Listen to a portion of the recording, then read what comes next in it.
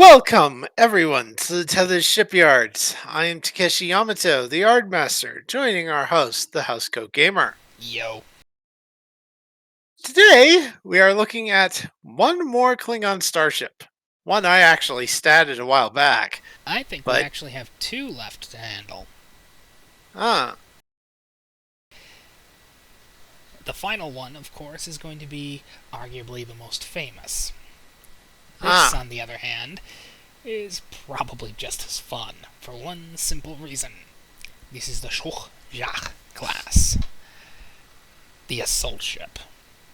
Introduced in Star Trek Armada 1, in the intro no less. yeah.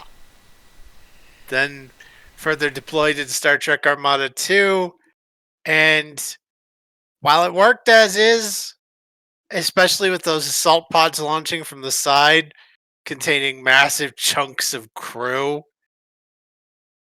I felt that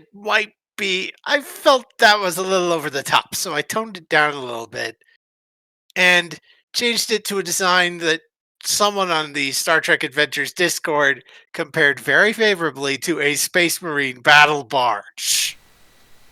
On a semi-related note, we will be using modifications to those rules for the various Astartes chapters. They will be modified, well, there'll be 9 variants apiece. We're not going to touch on the successor chapters. You can give us suggestions for those. Yup.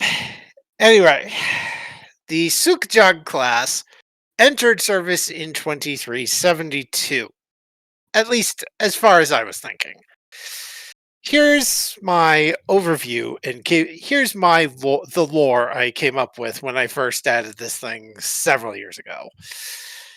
Overview: in the late 2360s, certain parties in the Klingon Empire put forth the idea of rapid deployment drop pods to bring warriors to the surface of a world in situations where transporters were not viable and shuttlecraft were just too slow. The shipbuilders of the House of Corlock, my original house uh, of engineers, quickly rose to the challenge, designing both a very resilient and sturdy pod design capable of surviving the rigors of atmospheric entry, and a starship specifically designed to ferry them. However, project delays and other issues meant that the first ships of what would become the SuQ'jagh-Class were not ready until the invasion of Cardassian space in 2372. They certainly proved their effectiveness in that invasion, however, and even served with distinction during the Dominion War. Capabilities: the SuQ'jagh-Class has a decent amount of armaments, but its key feature is the pod deployment system. By turning its underside to face a planetary surface, the ship can deploy several squads of warriors to a planet in seconds. During the Dominion War, some SuQ'jagh captains even turned their drop pods on Dominion and Cardassian warships, flying above them and launching their drop pods straight down into the enemy hull, the pods being able to penetrate shields with ease. Descriptor traits: Klingon starship. Systems values: Comms 8, computers 10, engines 10, sensors 9, structure 11, weapons 9. Depart- Department modifiers are 2 points in security, 1 point in engineering. It is a scale 4 starship. It has disruptor cannons, disruptor banks, photon torpedoes, and a strength 3 tractor beam. For talents, the only baseline talent it has is the cloaking device. But this makes it incredibly versatile and moddable because you have room for one mission profile talent and 2 free talents. And it has the special rule assault pods. The ship is equipped with specialized pods, originally based on escape pods, but focused more on quickly delivering troops to a target. These pods are capable of surviving atmospheric entry with ease and can penetrate the shields of enemy ships to latch onto the hull and use plasma torches to quickly cut open an entry hole. Deploying assault pods is a control plus security task performed by the weapons officer and assisted by the ship's structure plus security, with a difficulty equal to the number of pods deployed at once, to a maximum of 4. Each assault pod carries enough warriors to make up one boarding party. Klingon rules for boarding parties are found on Klingon Core Rulebook, page 199. And now it's my turn. Yeah. Well, for the most part, Take's lore somewhat works. However, he fails to mention the fact that this ship comes between the sizes of the SuQ'jagh-Class, as seen here, and the SuQ'jagh-Class, as seen here. Meaning this vessel was originally intended as a step between as such, fulfilling the role of a light cruiser.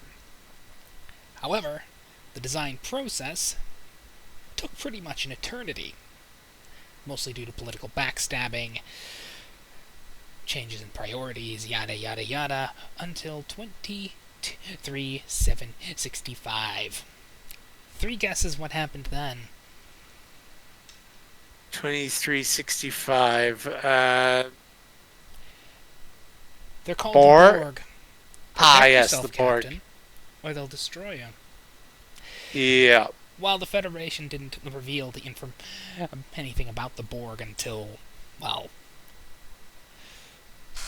6 months later, mostly because Starfleet Tactical was going, they're not going to be much of a threat. The Klingons, on the other hand, jumped on the opportunity, seeing the Borg as a unifying enemy, something big and they can kill. Yeah. So they finally stopped screwing around and started getting this thing ready.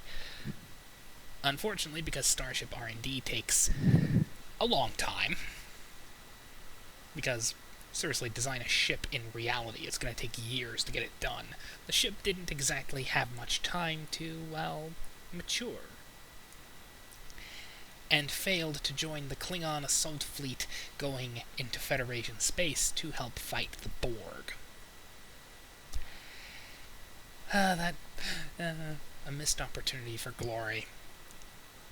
Fortunately, analysts looked at the files provided by the Federation during the attacks, during the boarding actions on Borg Cube 632, and determined the SuQ'jagh wouldn't just be perfect as a light cruiser / assault ship, it would be perfect for boarding the cubes. And because the Borg were not immune to kinetic energy weapons, hint, hint, cryptic, mod the mirror Borg to fit, or... Yeah. A full battalion of Klingon warriors could be fit into 4 massive assault pods, designed to be launched at a Borg vessel. While they contain more warriors than the standard drop pods, they were somewhat impractical due to their large size and relative slowness. They were certainly faster than a shuttlecraft because, well, they were, but they were also gigantic, about the size of the command pod on a SuQ'jagh-Class starship. Roughly. Yeah. Yeah. So that's a full battalion of warriors, or a few squads of lightly armed men. The choice normally went to the smaller numbers, but when space stations needed to be boarded, they always went with the bigger option. Yeah. Sadly, the ship has fallen out of favor with the KDF due to, well, its lacking utility. Despite its capability as an assault ship, it has more or less been rendered obsolete thanks to the introduction of a newer, far more capable and far larger assault vessel, which also fulfills multiple roles at once. The Volkov, super heavy cruiser carrier. That said, the ship still has room in the Klingon fleet, for one simple reason. Who's seriously expecting a bunch of Klingon warriors to be dropped on your head? Literally. From such a small ship. Yeah. While the Vokuv can carry many, many more troops, it doesn't have the drop pod system that this does. So this can carry some. So while this doesn't carry as many troops, it can get them on target much faster. Which is partially why this ship still has a purpose in the Klingon fleet, but it's very slowly becoming out of favor. Production ended shortly after the dawn of the 25th century. That said, if there is a need for these small vessels, they will be put back into production, albeit with a few heavy-duty modernizations. Technology has quickly outpaced this poor thing. And it needs heavy retrofitting to keep up. And also some heavy modeling. Get on that, Mr. Morone. I'm not actually sure that Mr. Morone is actually the art director over at STO anymore. There were some layoffs. Or just firings. Fair enough. Well, get on that, Cryptic. We want to see the SuQ'jagh in STO. And I doubt we're the only ones. Yes, there's an entire generation of people who played Armada and Armada 2. And SFC. And SFB. Yeah. We want to see the ships we enjoyed so much being used in STO. And hell, just give them a... Hell, there's a way you can give this thing a third skin. A way to cheapen everything up. There's a modification for the Miranda class, the Iwo Jima. That's a good way of getting of cheapening everything up. Make a Federation variant, and a Klingon variant, and a Romulan variant. In fact, the Romulan variant would probably be even simpler. That one's already in game. The Mandalorian Warbird.